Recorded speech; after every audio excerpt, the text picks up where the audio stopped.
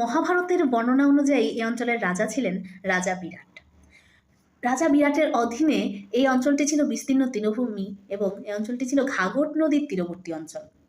এই ঘাঘট নদীর তীরবর্তী বিস্তীর্ণ তৃণভূমি ব্যবহার হতো গোচারণ ভূমি হিসাবে। এখানে যেহেতু গাই বাঁধা থাকতো, তাই সাধারণ মানুষের মুখে মুখে এই নামটি হয়ে গেছে গাইবান্ধা। আজকে আমাদের বাংলাদেশ জেলা নামকরণ সিরিজের জেলাটি গাইবান্ধা জেলা। তবে এই গল্পটি একটি নিছকই কিংবদন্তি বা জনশ্রুতি। ঐতিহাসিক দলিল অন্য কথা বলে। আইনি আকবরীতে যে ঘোড়াঘাট সুবার ৮৪টি মহল পাওয়া যায়, সেই মহলের মধ্যে গাইবান্ধা নামটি পাওয়া যায় না। অর্থাৎ এটা বলাই যেতে পারে যে ১৬শ শতাব্দীতেও গাইবান্ধা নামটির উদ্ভব হয়নি। গাইবান্ধা সব নামটির উদ্ভব হয়েছে আরও অনেক পরে। হতে পারে কোনো মানুষের, কোনো লোক এই অঞ্চলে তার গাই বেঁধে রাখার মতো কোনো ঘটনা ঘটেছিল, যা স্থানীয়দের কাছে বিশেষভাবে উল্লেখযোগ্য ছিল, যার ফলে স্থানীয়দের মুখে মুখে নামটি গিয়ে দাঁড়িয়েছে গাইবান্ধা, অর্থাৎ এই নামটি গ্রহণযোগ্যতা পেয়েছে।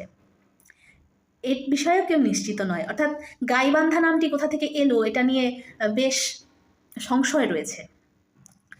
১৮৭৫ সালের আগেও এই অঞ্চলটির নামে, অর্থাৎ গাইবান্ধা নামে কোনো তৎকালীন সরকারের কোনো ইউনিট ছিল না।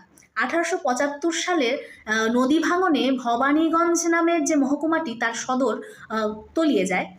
ফলে এটি স্থানান্তরিত হয় ঘাঘট নদীর তীরবর্তী এই গাইবান্ধা নামক অঞ্চলে, এবং ১৮৭৫ সালের পরবর্তীতেই এই অঞ্চলটিকে গাইবান্ধা মহকুমা হিসাবে ঘোষণা করা হয়।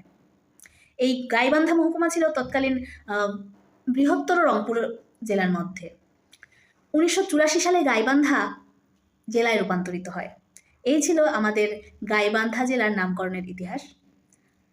আপনার যদি ভিন্ন কোনো মত থাকে বা আমার জানার বাইরেও আপনার জানা থাকে, অবশ্যই আমার কমেন্ট বক্স খোলা।